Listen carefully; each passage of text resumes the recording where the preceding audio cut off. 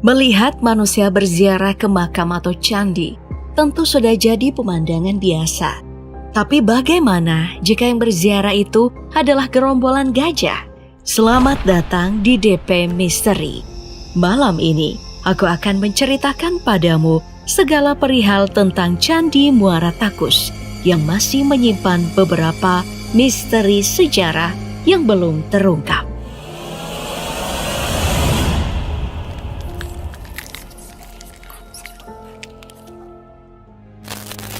Saat ini, Candi Muara Takus yang merupakan kompleks percandian Buddha ini menjadi salah satu destinasi wisata Provinsi Riau. Letaknya berada di dekat Sungai Kampar, tepatnya di Desa Muara Takus, Kecamatan 12 Koto, Kabupaten Kampar. Dari kota Pekanbaru, jaraknya mencapai 135 km lagi untuk menuju ke sini.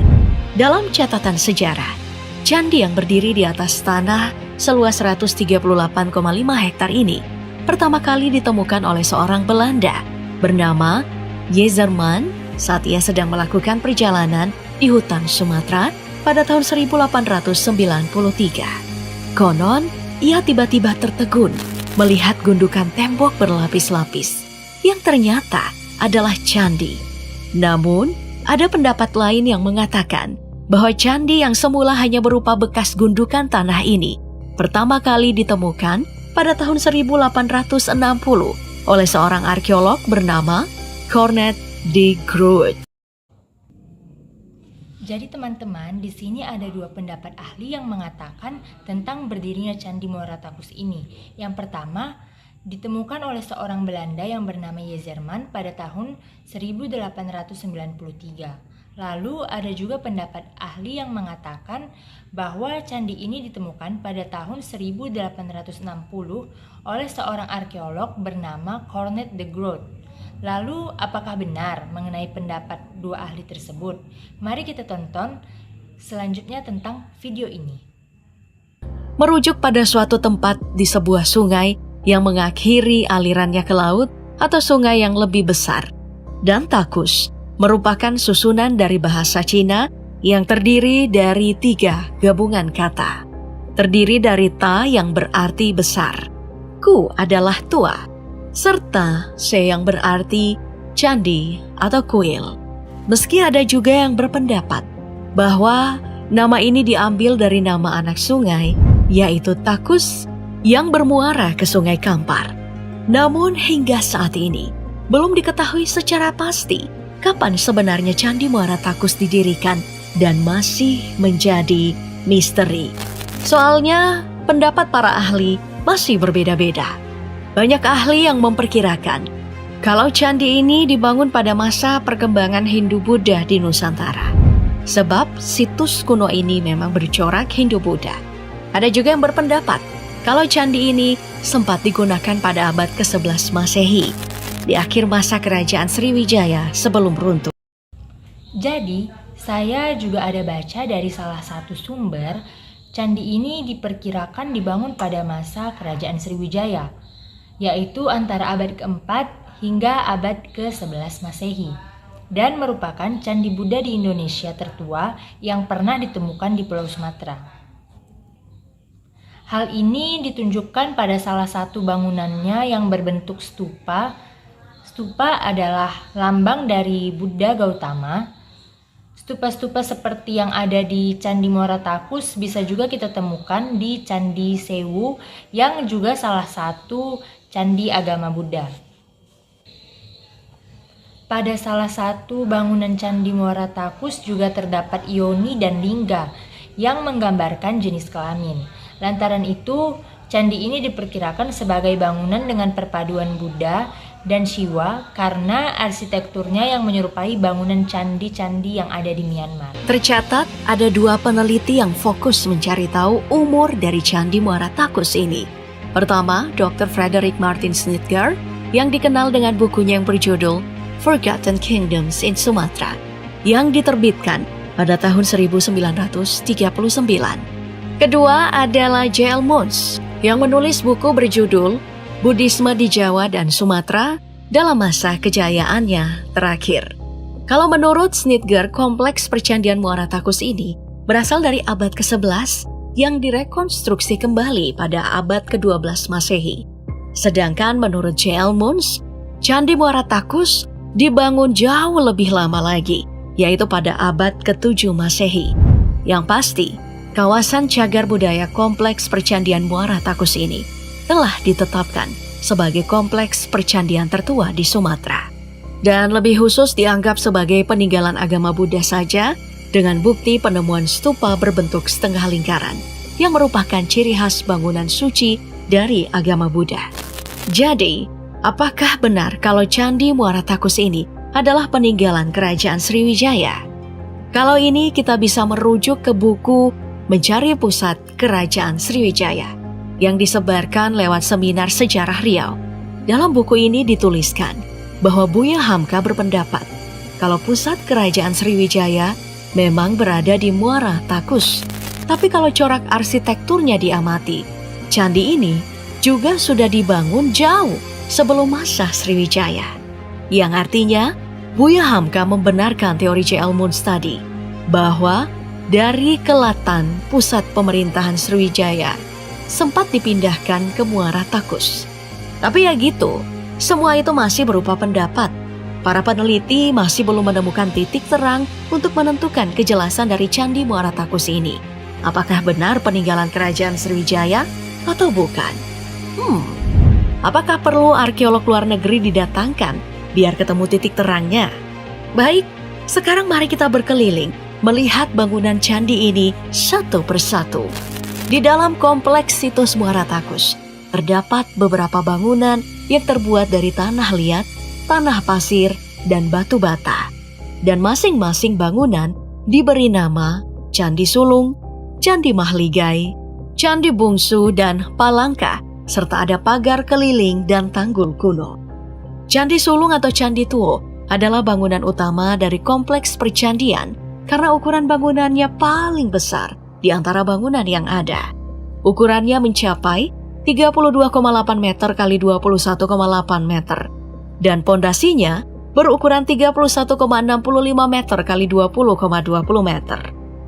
Lalu ada Candi Mahligai yang dianggap memiliki bangunan paling utuh yang terdiri dari 3 bagian menyerupai bujur sangkar dengan ukuran 10 kali 44 meter kali 10,6 meter serta tingginya mencapai 14,3 meter. Di sebelah timur Candi Mahligai ada Candi Palangka yang tingginya mencapai 2 meter dan menjadi bangunan terkecil di komplek ini yang berukuran 5,10 kali 5,7 meter. Kemudian, di sebelah barat Candi Mahligai ada Candi Bungsu yang memiliki bentuk seperti candi tua, tapi bagian atasnya yang berbentuk segi 4. Ukuran Candi Bungsu ini adalah 13,20 kali 16,20 meter. Dan seluruh kompleks candi ini dikelilingi tembok berukuran 74 kali 74 meter. Serta area luar juga dikelilingi oleh tembok dan tanah berukuran 1,5 kali 1,5 meter. Tak heran jika tahun 2009, Candi Muara Takus pernah dicalonkan untuk menjadi salah satu situs warisan dunia UNESCO. Yang tak kalah unik dari Candi Muara Takus ini adalah saat pertama kali ditemukan ada ornamen roda dan kepala singa yang memiliki kesamaan dengan candi atau stupa di Myanmar, Vietnam, Sri Lanka, dan India. Sayangnya, ornamen itu saat ini tak lagi bisa ditemukan karena banyak yang hancur dan dicuri. Dulunya, patung singa itu bisa ditemukan di depan atau di tangga masuk Candi Sulung dan Candi Mahligai yang diduga tujuannya untuk menjaga bangunan suci dari pengaruh jahat. Jadi teman-teman, saya juga ada baca dari salah satu sumber yang mengatakan bahwa pada tahun 1860, seorang arkeolog Belanda bernama Cornel de Groot berkunjung ke Candi Muara Takus. Dan pada waktu itu memang di setiap sisi ia menemukan patung singa dalam posisi duduk. Tetapi pada sekarang ini patung-patung tersebut memang sudah tidak ada bekasnya. Patung singa sendiri secara filosofis merupakan unsur hiasan candi yang melambangkan aspek baik yang dapat mengalahkan aspek jahat atau aspek terang. yang dapat mengalahkan aspek gelap. Dalam ajaran agama Buddha, motif hiasan singa dapat dihubungkan maknanya dengan Sang Buddha karena hal ini terlihat dari julukan yang diberikan kepada Sang Buddha sebagai singa dari keluarga Sakya. Serta ajaran yang disampaikan oleh Sang Buddha juga diibaratkan sebagai suara atau simhanada yang terdengar keras di seluruh penjuru mata angin. Makanya peneliti menduga bahwa ini adalah bangunan Buddhis yang terdiri dari biara dan beberapa candi karena arsitekturnya sangat berbeda dan tidak ditemukan di candi atau peninggalan sejarah lainnya di Indonesia. Ada kisah menarik dari candi ini yang dituliskan oleh Dr. F.M. Sneijder dalam bukunya The Forgotten Kingdoms in Sumatra. Dalam buku itu ia menceritakan pengalamannya saat berziarah ke candi ini pada tahun 1935 lalu. Ia menyaksikan ada gerombolan gajah yang ikut berziarah ke candi. Saat tiba, ia tidak mendengarkan apapun. Kesunyian bahkan terasa mencekam baginya. Hingga tiba-tiba terdengarlah suara membahana. Ternyata itu adalah suara pohon besar yang tak jauh dari tempatnya berdiri yang tumbang. Di waktu bersamaan, suara gemeretak bunyi dahan-dahan kayu diremukkan terdengar. Dan ada 2 ekor gajah raksasa berjalan cepat ke lapangan kuil, membuat suara seperti menjerit-jerit, saling menghantam dengan gadingnya yang kukuh. Ia juga menuliskan, setelah itu, secepat kilat, seperti tatkala mereka muncul, gajah-gajah itu pun lenyap pula kembali ke hutan. Kisah tentang gajah Sumatera memberi penghormatan tinggi terhadap Candi Muara Takus memang sudah menjadi kepercayaan warga setempat, bahwa di masa lampau, setiap purnama tiba, memang rombongan gajah ini selalu datang mengelilingi candi, kemudian berlutut lalu pergi. Namun karena jumlah mereka saat ini sudah berkurang, kebiasaan itu sudah tak pernah lagi ditemui. Ya, boro-boro mau ziarah ke kuil, cari habitat gajahnya aja sekarang udah susah. Gimana menurut kamu, Pop Guys? Jadi menurut saya teman-teman, berdirinya candi ini merupakan salah satu pusat pemerintahan kerajaan Sriwijaya. Candi Muara Takus ini diperkirakan dibangun pada masa perkembangan agama Hindu dan Buddha di Indonesia. Tetapi tidak juga bisa dipastikan secara benar karena kurangnya bukti-bukti yang kuat. Candi Muara Takus ini diperkirakan dibangun pada masa kerajaan Sriwijaya, yakni antara abad ke-4 hingga 11 Masehi. Baiklah teman-teman, sekian video reaction yang saya sampaikan mengenai apakah Candi Muara Takus peninggalan kerajaan Sriwijaya. Sekian video dari saya, terima kasih karena sudah menonton. Sampai jumpa.